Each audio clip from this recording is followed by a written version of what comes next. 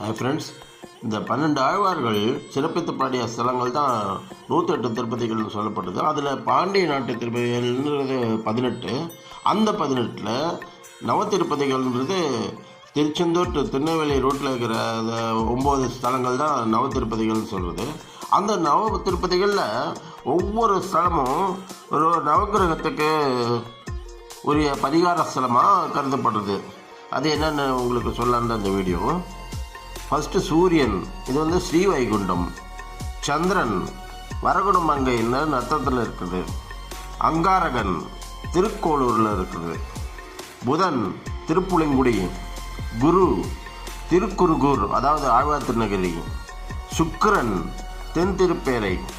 சனி திருக்குழந்தை, அதாவது பெருங்குளத்தில் இருக்குது.